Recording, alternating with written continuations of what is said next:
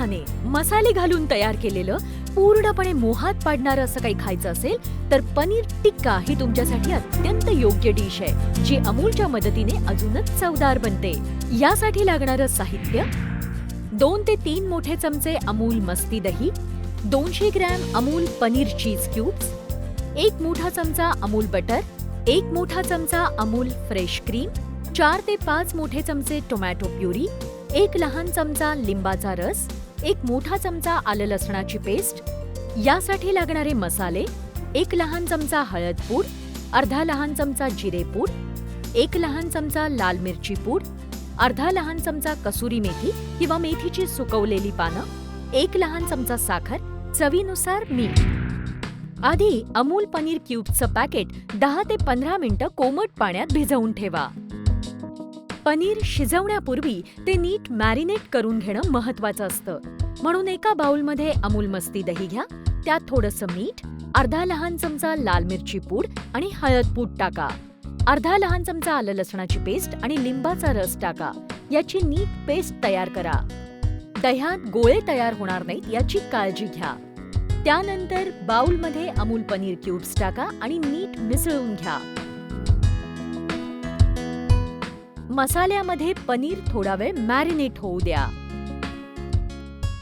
त्यानंतर एका तव्यात थोडंसं अमूल बटर टाका आणि ते सगळीकडे एकसारखं पसरवा.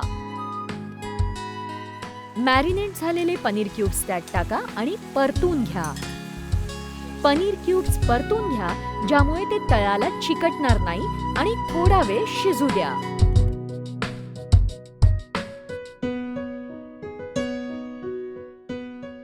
त्यानंतर ग्रेव्ही तयार करण्यासाठी दुसरा पॅन घ्या.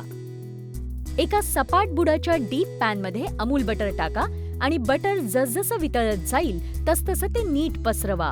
त्यानंतर त्यात आलं लसणाची पेस्ट टाका आणि परता.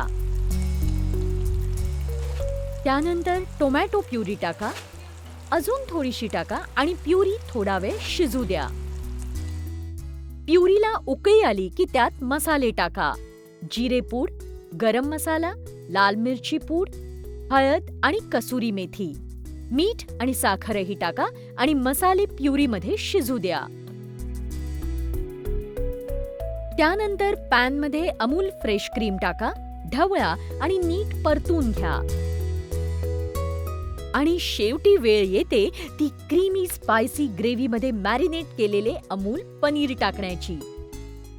पनीर नीट मिसळून घ्या आणि मऊ झालेलं पनीर आणि मसाले एकमेकांमध्ये मिसळून सुगंधी असं मिश्रण तयार होईल.